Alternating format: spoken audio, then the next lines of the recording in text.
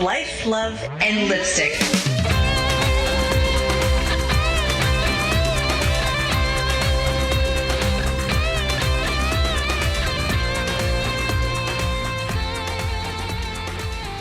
Hey everyone, welcome to Life, Love, and Lipstick with myself and Leslie. Hey, girl, how's it going?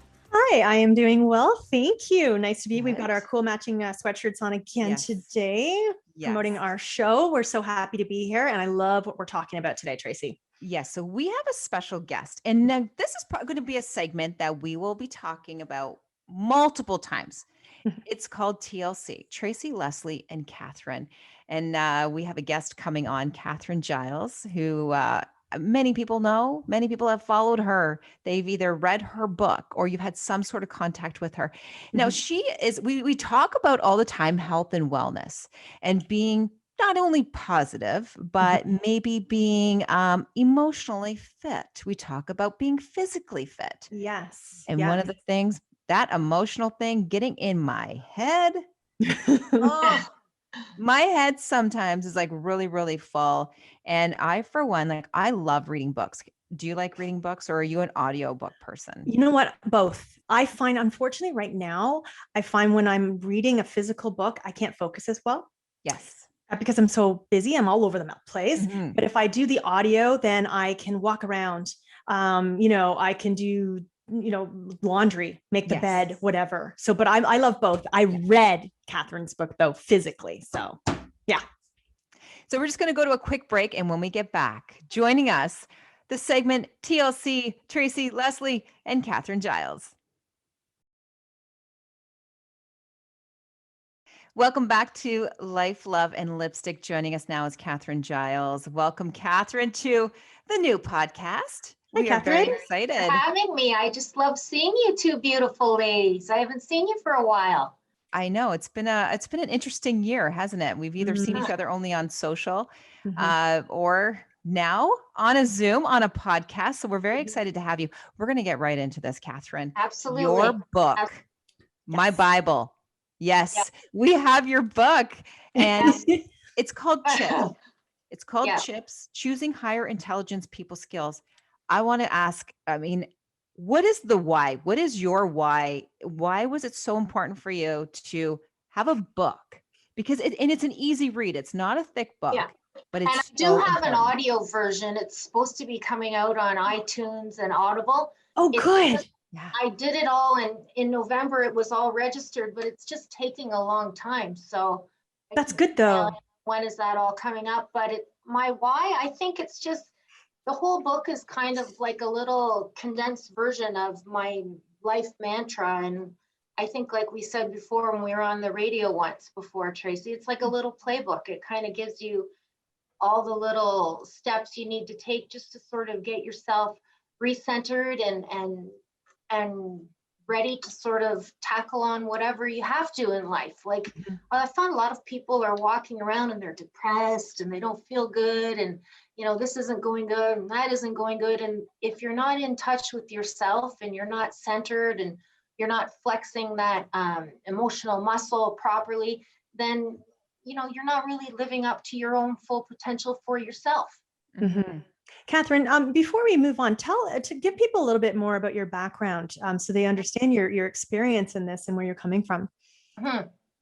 I've worked since I've been about 24 with my mother, Betty Giles, who's a futurist and goes on a lot of different radio and TV shows. And just over the years, we've grown our clientele to have a really large international clientele. So I've done a lot of different educational courses and grown and nurtured my own counsel over the years, and still every day have like a little aha moment and learn something new. It's not like, oh, you write a book and you're like the know-it-all on everything. I think every day, if you have an open mind, you learn every day, and we need reminders every day, because we might backtrack and think, oh, well, now I'm just kind of stuck here and I don't know what to do. And even before you girls came on, I was going through my own little book and reading the last chapter is my favorite one, and it's called Tune Up. And I thought, well, maybe I need to give myself a little tune up with some of these things here and remember some of the things that I'm preaching to everybody here every day. Start practicing it a little bit more. But it's been a lot of fun. I've had a lot of great feedback, and you know what? I've got another book coming out. It's called Emotional Fitness. That's why I did a new website to sell this book, which is emotional-fitness.ca. But that's going to be my next book, is Emotional Fitness, and then I have another little one I'm thinking of calling My Little Black Book. Oh, I love it. It's like a little bit of everything. So we good. might have a few things out there. So I've read your book multiple times, actually, because I felt like it's kind of like my go-to thing. You read it and you're like, you had that aha moment. Like you call us out in this book without even saying our names. Like you call us out. And like you said, if you're ready for this change, let's do it together. Let's talk about emotional fitness, mindfulness, everything that's going on in here. You said people are walking around so depressed. And we are all depressed for one reason or another. It kind of feels like that's like my new normal. Should I be accepting this, or should I just be saying, hey, today's the day I want to make a change? Well, first of all, when I look at your beautiful face, the last word I would ever think is depressed. But we all put on this great shell for everybody else, right? We never know what the other person is really thinking or feeling inside.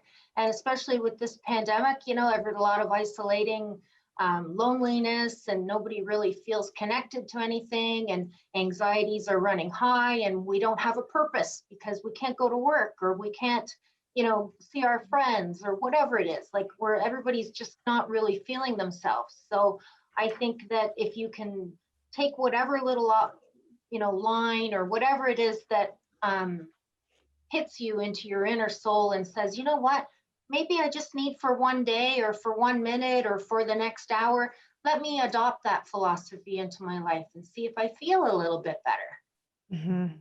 Well, in past podcasts, Catherine, we were talking about Demi Lovato and Meghan Markle, and they both tried to suppress, their feelings and what they were going through because they were in the limelight, right? And, they had to put their makeup on, get their dresses on, and go and perform or whatever, for the public eye. And yes, pretend that they're okay, and they're really not. Yeah, exactly. And I think that it's strong, powerful women that can do that when they have to, because I think that getting dressed and putting your makeup on and doing all of those things when you don't feel good is good for you. I just had this conversation on the weekend with my own daughter. Like, you know what? Just, you don't have to do it for anyone else, but if you feel good, you don't have to do a 3-hour makeup job. Or if you feel like doing a 3-hour makeup job, do it then. Whatever makes you feel good. But these ladies, they're in the public eye. They get a lot of bullying. They have to have strong backs for all of the nonsense that they have to put up with. Like, I can only imagine what they have to go through for just to exist. But they're strong, they're resilient, they're flipping it around and utilizing their celebrity and their media to be able to send out that powerful message, which is also healing for them. Like just being able to verbalize that. So, and they don't really have another option, unfortunately. You can move away to another country and you can take your family with you, but those issues are still going to be there. So when you're a strong woman like Meghan Markle, she's very well spoken. She's a self-made woman. She's done everything the right way. Now she can utilize that media. She can utilize that celebrity to get her message across and take back her private life and protect herself and her family and everybody else. And you know what? Good for her for doing it, because she's getting a lot of criticism. And you know what? It's not really anybody else's business. We all think it is because she's like a celebrity. Right. But it's not. She's just a woman with a baby and a husband and another one on the way. Like, if she wants, she can do whatever she wants. Yeah. So let's talk about act and not react. I love that. Is so hard. And I try to catch myself because, Catherine, I've read the book. I've spoken to you about this. I want to react. I want to put my 2 cents in. I want you to know that I'm right, and I want to prove that I'm right. But there are times where I have to take a step back and say, is it worth it? Catherine, tell me. I know. Tell me I'm right. Well, is it worth it? start practicing delayed gratification by not reacting. Sometimes by really practicing patience and not putting in that little extra, like we people think we're giving them jabs, but we're just trying to help them as mothers or, friends or whatever. Go for the delayed gratification of practicing patience, knowing inside that you are right, and letting the person figure it out on their own and come to you and say, you know what, remember when you said this or whatever you said, you were right. Like I did this and I didn't feel good. And now that, I'm doing what you said, I feel so much better.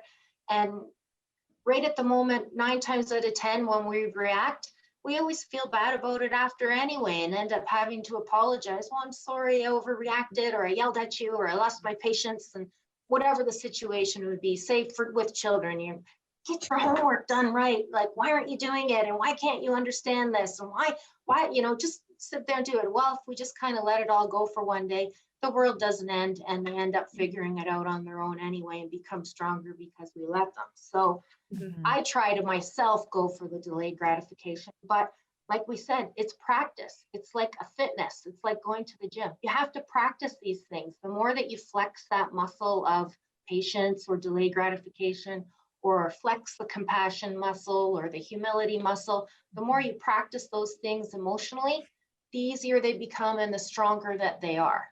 Right. And you don't get that little battle. Well, we know when you read So, parenting parenting books. Yeah, Catherine, when you read parenting books, they often say, you're the adult, so you're supposed to be the calm one.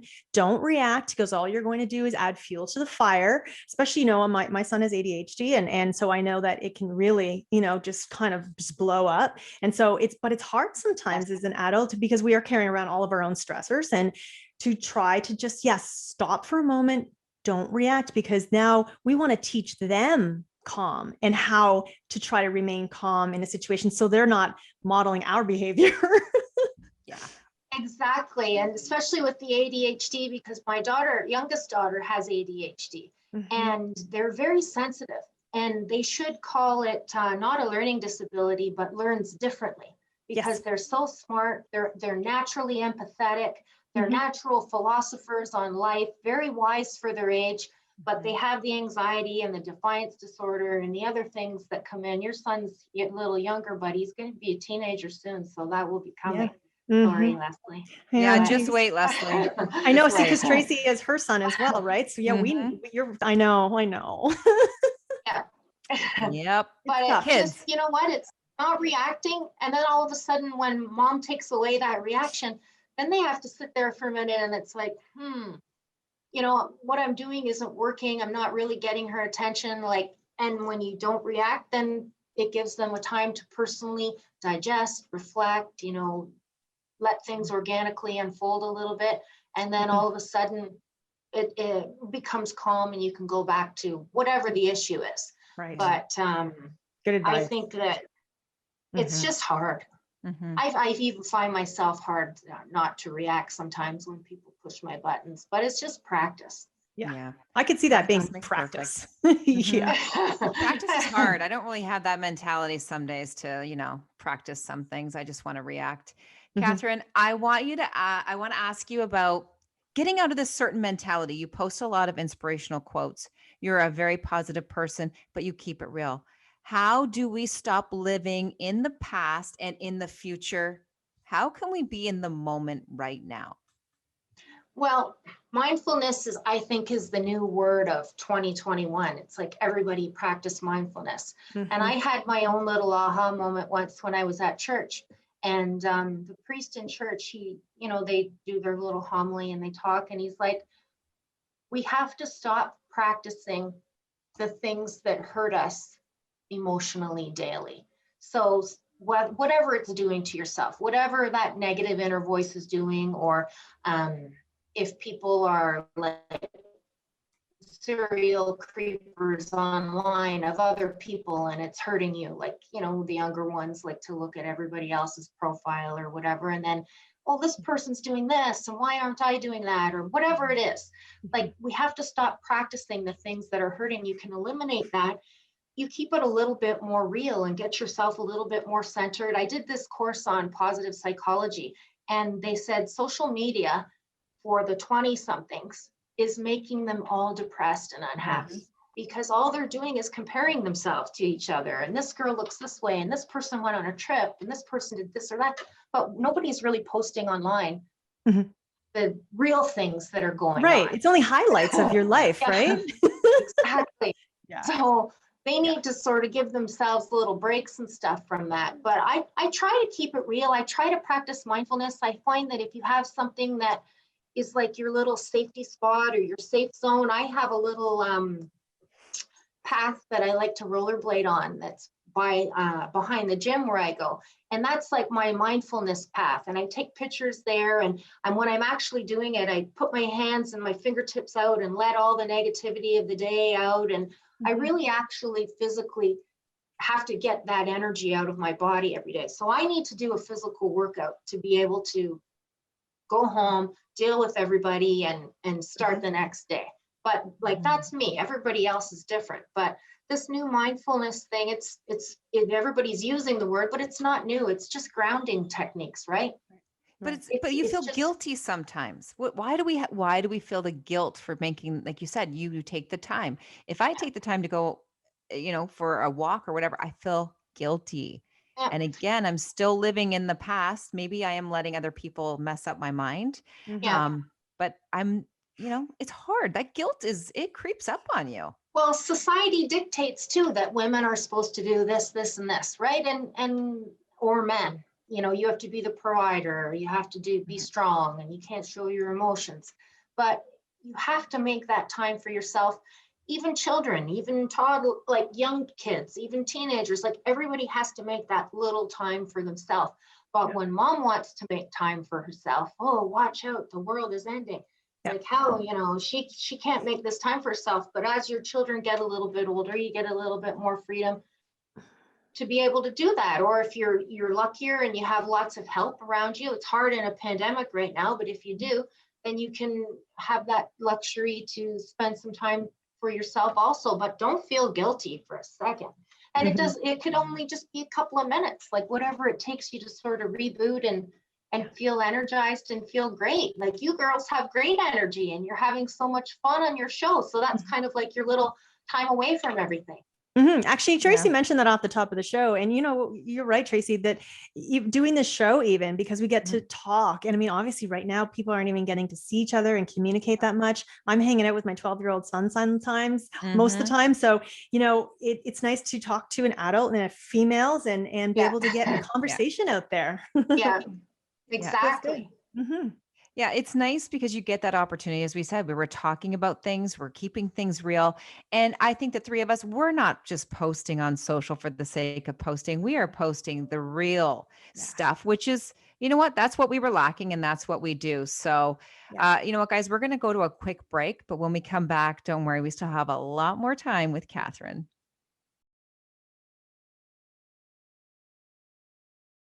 Hey, welcome back to Life, Love, and Lipstick, the podcast that will keep you on your toes. Expect the unexpected. Yep, we are talking about everything that has to do with life, the good, the bad, the stuff that might hit a nerve. And joining us for our TLC segment with Tracy, Lesley, and Catherine Giles. Catherine, again, thank you so much for joining us.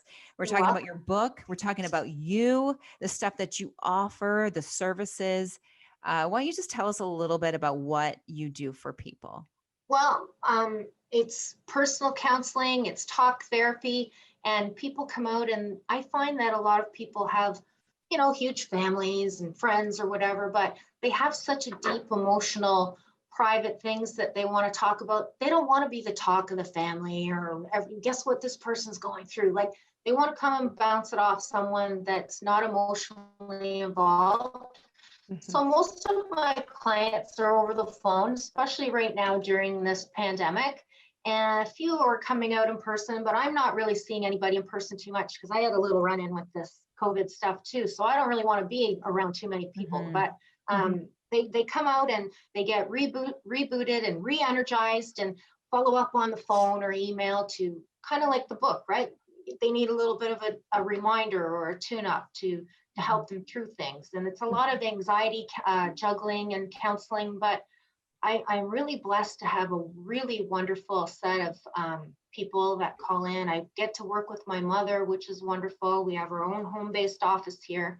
And yeah, she's wonderful. with modern technology, things just grow and continue to flourish. And that's what I really want for people. Like, I just want I'm a real empath. I'm very empathetic. I when people hurt, I can actually feel that pain and the hurt that they feel. I know a lot of people can, but I really feel it in my soul. And it's like, I don't want you to have to carry around this cross or this negativity anymore. Like, you really need to unburden yourself and like, let's just be the real true inner you, no matter whatever that is. You might not find out who the real true inner you is until you take your last breath, but at least you're on the journey in a positive way to find that out. Right. Yeah. Right, It's a journey, that's for sure.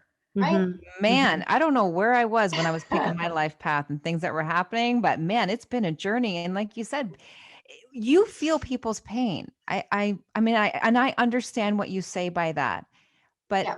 it can be not when you're younger that you find out what you're meant to be doing, or when you're older. But you mentioned some people, it takes to their last breath to find out what the meaning of their life is. Exactly. It really does. And I find the one chapter in the book, it's called Lose That Chip. And it's some people, they just have that proverbial chip on their shoulder all the time. Yeah. It's become a habit. It's become a deep ingrained part of their personality. And I just think, you know what? You're such a you could be the most beautiful woman in the world. As soon as they open their mouth or they start talking about something, I can feel like, okay, I get it. I know, like, you're carrying this hurt around, or, Yes. and I can sympathize with whatever type of emotional damage or hurt, or sometimes it just becomes a negative personality trait. If they could just, by even 40 or 50%, alleviate that negativity, they would be so much happier, and so would everybody else around them. And believe it or not, they even look happier. Like, their facial features start to become happier, and they look better and feel better. Like, carrying around negativity and stress constricts your arteries. It's not good for your heart. It's not good for your health. And it's not good for anybody else that has to live with you. It trickles downwards. Then all of a sudden you wonder, like, well, why is my child, growing up to be this angry, defiant teenager? Well, you know what? Maybe take a look at, where they're learning it from. They're not born into it. They're created. Right. And everybody needs that somebody to talk to. And as you said, having that non-biased, person such as yourself to communicate with and just get it all out. And I mean, they can tell you anything and it stops there, right? But you can help them just get it out and really talk about it. Often we suggest journaling, and journaling is great for you because you're getting your thoughts on paper, but it's a similar kind of method, isn't it? Just to get the words out.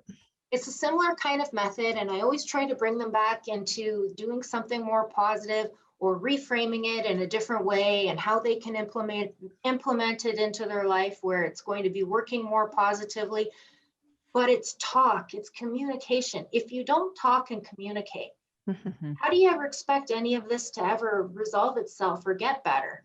You just sit there in a stagnant place in your life, and life's like a river, it flows. It's, that saying didn't come out from it because of any reason. It's true. Like, things have to keep flowing, and we always have to keep learning, and we always have to keep motivating and mentoring each other and being each other's best friend. And if you don't have one, you can come and you can talk to me, you can talk to someone else, like whoever.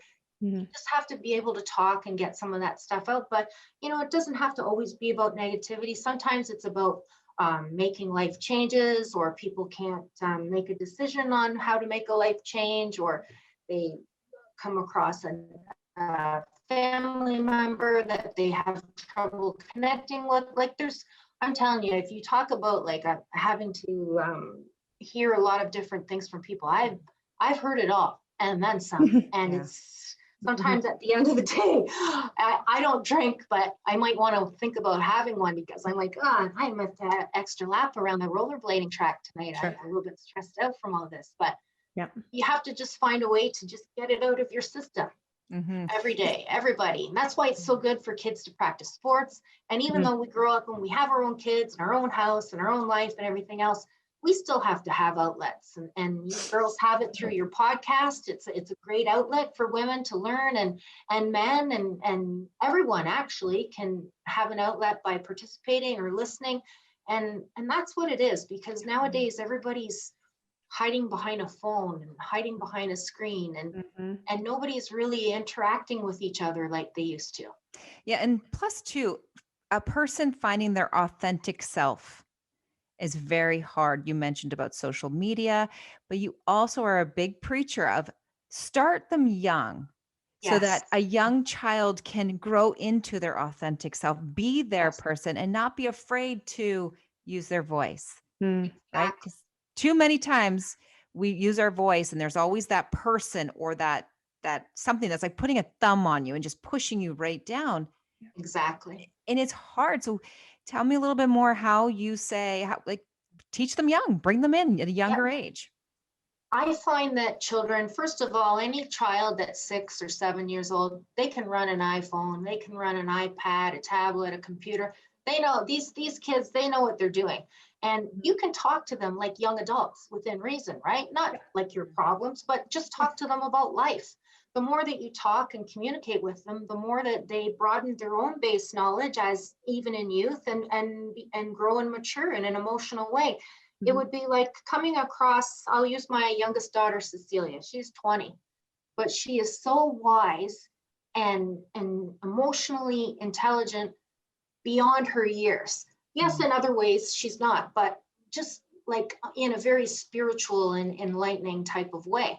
So I think that each child is unique and different. And when you start them on a path of, in a young way of being emotionally aware, being able to have a free platform to communicate and to talk without being, put down or reprimanded. And as parents, sometimes it's hard, to not hover and be too involved and let them make their own decisions and stuff. But I think starting them young with a good moral base, there isn't anything wrong, however you get it, whether that's through church, whether you're teaching it to them themselves, schools giving them a positive moral base, like wherever they're getting it from, sports, even if they're playing hockey, okay, there might be some hockey moms that go a little crazy or something, but use it as a teaching moment.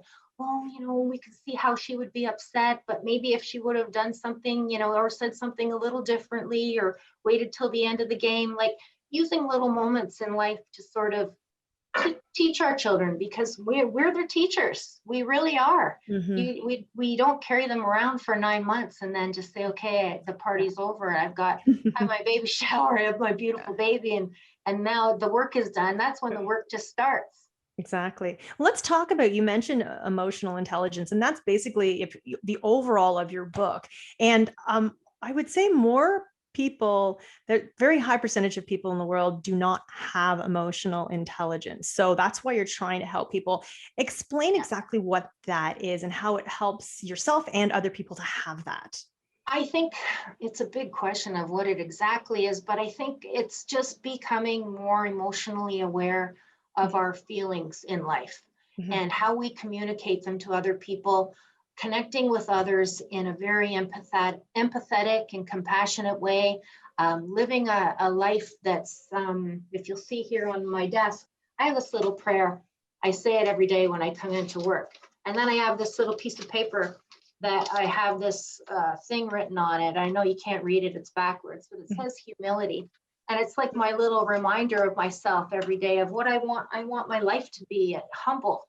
I don't want to be like flashy or like, look what I'm doing, or I'm doing this or that. Like I want to live my life and counsel others through humility and being empathetic and compassion and kindness and love.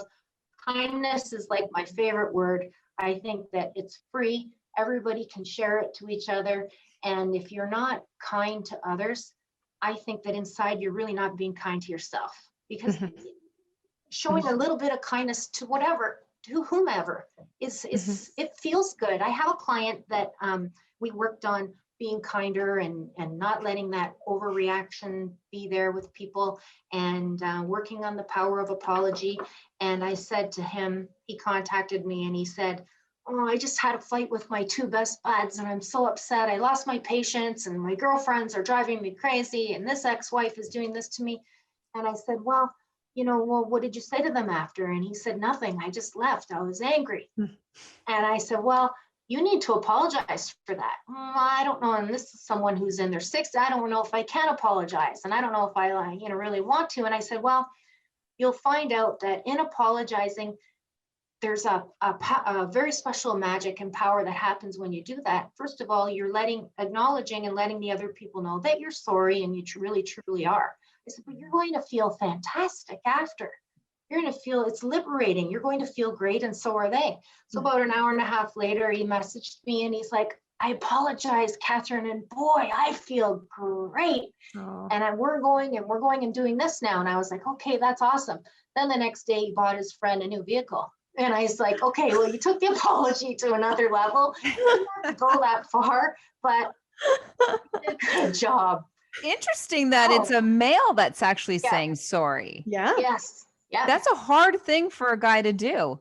Very hard. And this comes from a very special person. So, and you know what? Like if this person didn't start, and you're never too old to start doing this. Person was 61 years old, finally in his 60s, getting in touch with himself and starting to really live his true authentic life, being a great philanthropist and helper of everybody. And then to just think, you know what, I do need to apologize. And believe me, he needed to practice it a lot with a lot of people, and he did. And he felt great. And so did a lot of other people. And they all noticed, what's the big change? Wow, you're so much more approachable. You're so easier to be around. So that's why people come and they want to talk to me, because I'm giving them that little tune-up. I'm giving them that little reminder that they're not open to hearing from a lot of other people in their life. So the first step in coming to talk to someone about something, you're already emotionally opening up your heart and mind that maybe I need to make a little change. Which is a huge thing to admit that you need to do. Right. Because nobody wants to admit that, hey, there's nothing wrong with me. I just need to change my life. Because moving forward, as you said, having a negative mind and being full of negativity, it shows. And we have seen people where you can tell they're a little negative and they're too full of it. But don't worry, coming up after the break, Catherine is going to give us a little tune-up.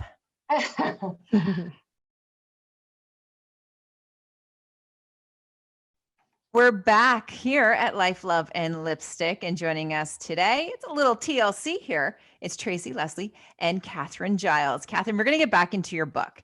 I mentioned it. Leslie's mentioned it. We have our Bibles here. It feels like it's just something that has helped us, and it is used as a tool. We've mentioned it like a playbook, like an athlete uses when he gets onto the field and then comes back. It didn't work. We're going to make our notes and we're going to move forward. Let's talk about the tune-up. And it's something that everybody needs to do at some point in their life. No matter if you're tuning up your emotions, your mind, your health, anything, tell us how we can tune things up and why it's so important to do this. Well, we need to do that because we can't, it's like changing oil in your car, or changing the spark plugs to tune it up, to run smoother. So if we don't tune up our emotions or our reactions or our positivity or our health, then we might get into a little bit of a rut through routine of daily life. And then we realize, well, how did I get where I am? That's a question a lot of people ask me. How did I get where I am right now? Like I used to be doing this. I used to be doing all these things and helping others and doing all of this. Like, how did I get where I am, where I'm not feeling good and I'm not happy and I'm not enjoying my life? And that's where I think that we all need to take a little time to tune up and practice mindfulness, which we all know means enjoying the moment. If you're on a walk, this may sound strange, but hold a tree, hug a tree. It's what the natives say out here. And we have a really wonderful native population at Six Nations. And it's just a grounding technique, right? You're grounding yourself. You're feeling how strong it is. You're smelling nature. You're hearing the birds. And by doing that mindfulness, feeling where you are right there in that moment in your studio chair, feeling how comfortable it is, the glass on your desk, the sound of the microphone, you're practicing being in the moment. And all of the other day's distractions and all of the other negativity, it leaves because you're not focusing on it. You're changing your focus. You're actually bringing yourself right into that moment. And then if you were angry or upset about something else, those things start to diffuse and they're not lingering around so much anymore. So you've kind of given yourself that little tune up, that little lift, like, hey, I'm feeling a little bit better now. And I really want to be able to feel like this all the time. How can I do that? And all it is bringing yourself back to that mindful moment, wherever you happen to be, in your car, listening to your favorite tune, driving down the road or the highway. Like, do you ever have my most peaceful time is coming to work? Like, you're listening to your favorite song or your favorite playlist, and you're driving down the road, you're all dressed up, ready to start your day. You're living in the moment. You're experiencing, it's like a form of relaxation almost, like you're doing something that your body is enjoying, instead of all of the things when we get to be adults that we have to deal with that kind of can bring us down from time to time. But that's what I think tune up is. It's just, tuning yourself up to what you really, really want. And it was my favorite chapter in the book. And there's a lot of good little tips in there. And it's just, it's just seeing life for what it is, respecting others, seeing the humanity in other people. I can, for example, go out and say we're shopping at Lime Ridge Mall or we're at the mall or something, and you can see someone who's fighting with their spouse or their kids or something. And I kind of sit there and I don't know if you ladies ever experienced that, but I look at them and I think, you know what? You really are overreacting. You don't need to be dragging this through public to everybody else. But second of all, look at your family. No one's having a good time. Like nobody's really feeling that good. Like you really at that moment can stop yourself from that reacting or unraveling of a negative behavior so that you feel better and so does everybody else around you. So tuning yourself up at that time, it takes practice. It's like going to the gym and doing that bicep curl, after a while your bicep muscle starts to grow and it gets a little bit more defined, and the next time you go to the gym it becomes a little bit easier to work out. So that's kind of what tuning up is, right? Just practicing what you need to do to make yourself that more settled, that more connected with your own inner spirit, your own inner self, and being the human being that you want to be. You can all go out there and say, I want to feel this way, and I want to be successful, and I want to make $1 million, and I want to do all these things. And all of that stuff is great. But if you're not connected within yourself and you're not feeling good and you're not treating others like human beings or how you want to be treated, how do you ever expect to become successful in life? It's just not going to happen. Well, Catherine, you were mentioned earlier on in the show about, how freeing apologizing is, but it's almost like forgiveness as well. Forgiveness, I'm sure you talk about with people as well, a lot of your clients, because people will carry something around with them forever because they don't want to forgive. And it just holds them back. And then they send it outwardly to everybody else because they're carrying around this bitterness almost, right? Exactly. And, there's all kinds of different levels of forgiveness, right? Like a lot of people have gone through many traumatic experiences and maybe many, not so many traumatic experiences, but the power in forgiving someone is a gift to yourself. And when you can give that to yourself, and that doesn't mean that you have to forgive someone for a really hurtful or traumatic thing that has happened to you, but letting go of the anger that is associated with that, and it does take time, and shelving it somewhere emotionally, locking it up in that box, designating it where it has a spot on its shelf. This is where I'm going to put this right now in this emotional self. Well, let me put it way up here in this emotional shelf, so that I'm not carrying it around with me every day and draining myself and hurting myself. Like the priest said to church, we have to stop practicing the things that hurt us emotionally daily, whatever that thing is that's hurting us. We have to stop it. We have to let go. But it's almost easy. It's easier to kind of dwell on it than deal with it. Well, and that's where in one of these chapters I think it's the relationship one, where you can detach in anger or you can detach in love. Detaching in anger is really easy. Like say in a relationship, you break up with someone, I hate you, never want to see you again, delete me from your life, like that's it.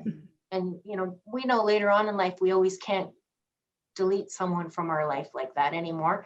And it's not always healthy to do so, especially if there's children involved. But if you can detach emotionally with love and with a certain level of boundary set in place and a certain level of understanding of the other person, whether you agree with it or not, you'll find that it becomes easier and it's healthier for you because you're not carrying around that resentment with you all the time. So it's a gift for yourself. It's easy to detach in anger. Hey, take a hike. I don't ever want to see you again. Detach with them in love and say like, okay, I understand where you're coming from. I'll catch up with you another time or whatever. You don't have to be harsh with everything, and try and soften things mostly for yourself. Yes, there's lots of times when people need to be told to take a hike, like, okay, like, take a hike, I never want to see you again, but you don't have to carry that around with you. When you carry it around, it starts to trickle to different areas of your life, and then ultimately you're the person that ends up suffering. Yeah, so But I we guess could talk, unpack. right? And it's different. Every person is different. Every person is emotionally and biologically different. Everybody is different. Whatever works for you and makes you feel good, and